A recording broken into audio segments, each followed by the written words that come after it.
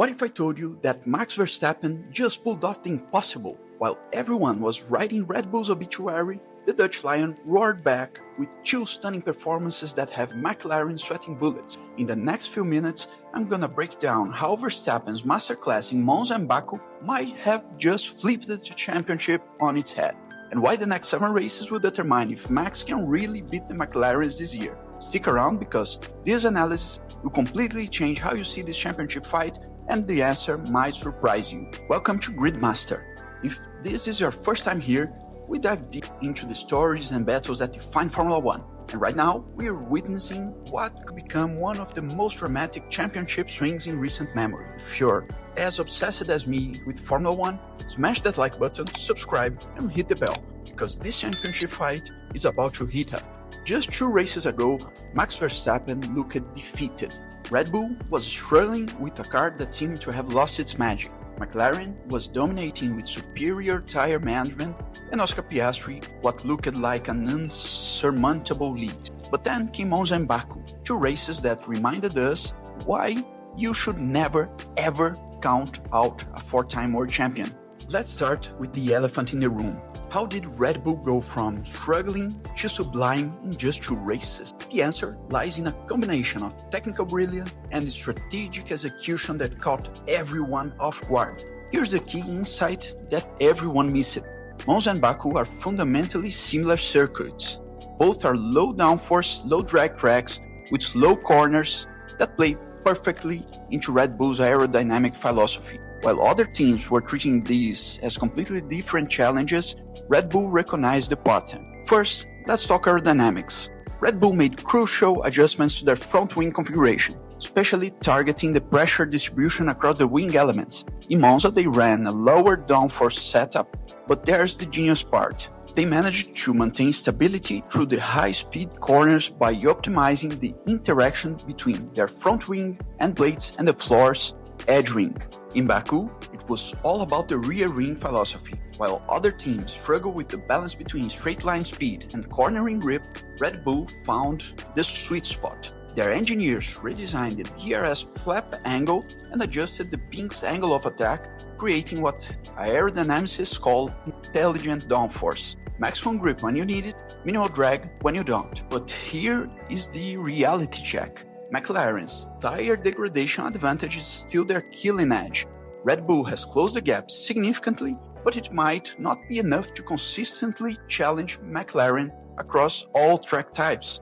But the real game changer wasn't just the car, it was the perfect fusion of driver and engineer that's making Red Bull unstoppable on a specific circuit. This brings us to Max Verstappen. And what we are witnessing is the evolution of a driver into something we rarely see in modern Formula 1, a true driver-engineer.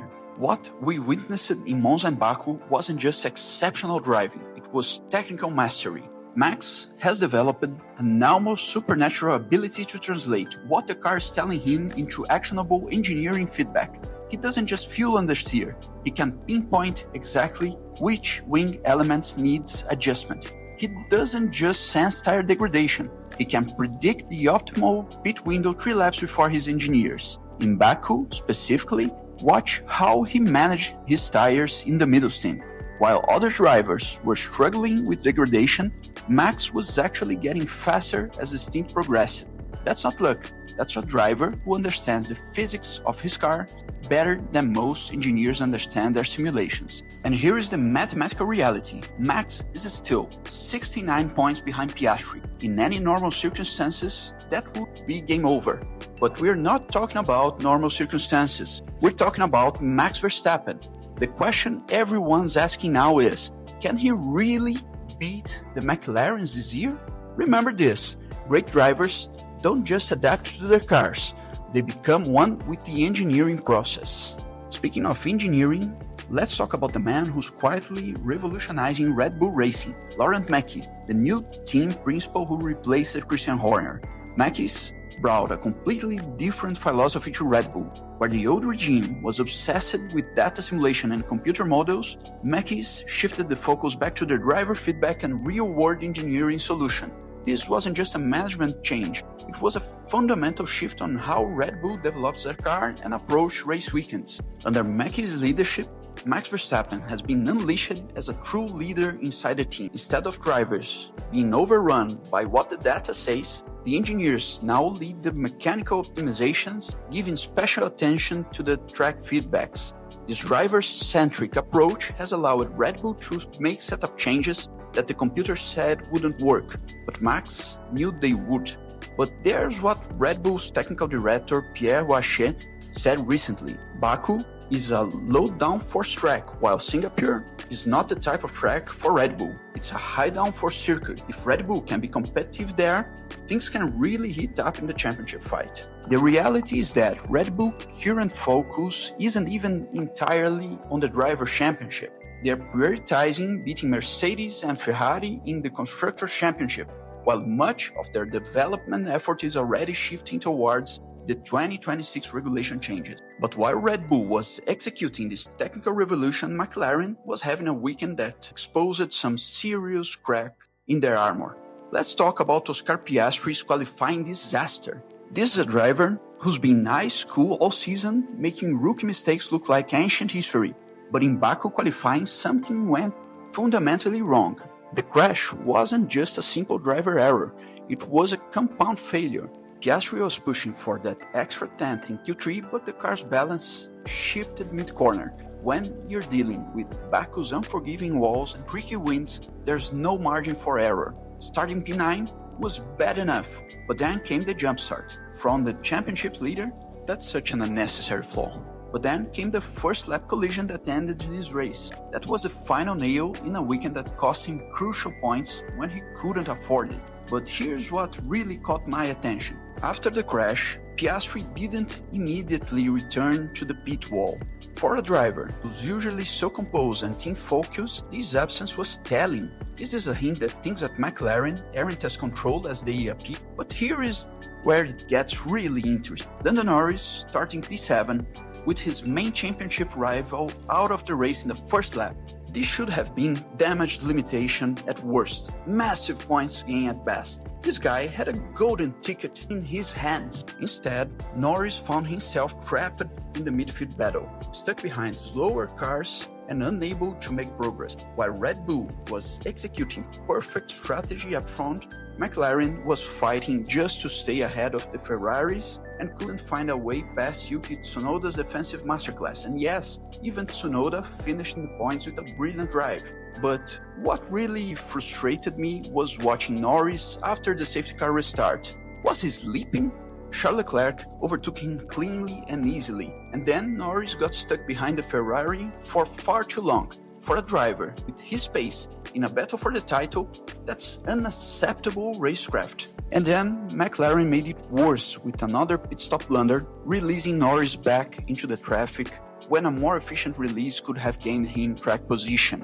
He walked away with just 6 points from a race where his main rival scored 0. That's not championship winning execution. And then I discovered something that might explain everything. Just before the Baku weekend, Norris gave an interview to Vogue magazine, yes, Vogue, where he said, and I quote, "My biggest priority is enjoying life. Being world champion comes second." Let that sink in for a second. While Max Verstappen is treating every session like a warrior against the wall, Lando Norris is prioritizing lifestyle over legacy. That's not the mindset of a champion, guys. That's the mindset of someone who's already been defeated. Now, here's what's really happening at McLaren. Both Piastri and Norris are experiencing their first real championship fight, and the pressure is starting to show. This is uncharted territory for both drivers, and they're realizing that the final stretch is here. Are the McLaren drivers losing focus because of the Monza team orders controversy, the politics, the do's and don'ts from the pit wall? Whatever the reason, they need to figure out what happened and move forward mentally as quick as possible. Because here's the uncomfortable truth. We might see that friendly title fights start to crack as the pressure mounts. The fact that we are seeing uncharacteristic mistakes from both drivers suggests that the mental game is becoming as important as the technical one. Drop a comment below. Do you think Max can really beat the McLaren, or was Baku just a bad weekend for them? because what happens next might determine the entire championship. Let's be clear about something. McLaren is making more mistakes as we approach the season's end. The pit stop errors, the strategic blunders, the driver's mistakes, these aren't coincidences. But here's the thing, we've just witnessed McLaren's first genuinely bad weekend of the season. That doesn't mean the team is falling apart, but it does mean they are human. The question is, can they learn from this disaster, or will the pressure continue to expose these weaknesses? The technical advantage is still there, but execution under pressure is a completely different skill. Now let's look ahead, because the next 7 races will determine if Max can really beat the McLarens this year, and it all comes down to one crucial factor: tire management. Singapore is where McLaren should dominate. With temperatures reaching insane levels and drivers losing up to 3 kilograms during the race, tire degradation becomes the ultimate weapon. McLaren's superior tire management gives them a massive advantage in these conditions. But remember what Pierre Rocher said: if Red Bull can be competitive in Singapore's high downforce environment, then we know they have truly solved their fundamental issues. Even if Red Bull is not on its ground in Singapore, let's not forget that this is the only race track in the season that Verstappen hasn't won yet. This guy will be absolutely wired to conquer this record and shouldn't in any sense be considered a count-out. Austin's newly resurfaced track creates extreme tire wear. The abrasive surface will test every team's tire strategy, but again, McLaren's gentle approach to rubber should pay dividends. Mexico City's high altitude changes everything. Lower air density means different aerodynamic pressures, different cooling requirements, different tire behaviors. This could be Red Bull's chance to strike back with their superior aerodynamic efficiency. Las Vegas brings cooler temperatures, diluting McLaren's tire management advantage. This is also a low downforce circuit, favoring Red Bull.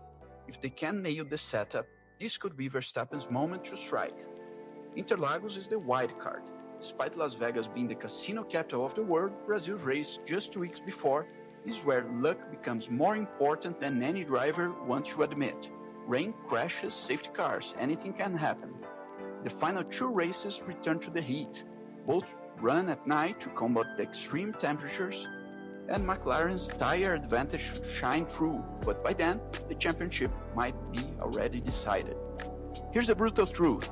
Red Bull has 7 races to prove their Monza and Baku performance weren't flukes, while McLaren has 7 races to prove Baku was just a bad weekend. Here's something most people aren't talking about. The 2026 regulation changes are already affecting the championship fight. With such massive technical changes coming, teams are splitting their development resources between optimizing their current packages and preparing for the future. Red Bull's approach and the Mackies after the floor and wing updates will focus on mechanical setups and extracting maximum performance from their existing package rather than major aerodynamics developments. This philosophy might actually give them an advantage in the final races, where setup optimization becomes crucial. McLaren, on the other hand, has been less aggressive with continued development and might be already fully engaged in the 2026 car. So, can Max Verstappen really beat the McLarens this year? Here's my honest assessment. Probably not. Max Verstappen is undoubtedly one of the greatest drivers in Formula 1 history. His performances in Monza and Baku prove that when he has the right car and the right technical environment, he's virtually unbeatable.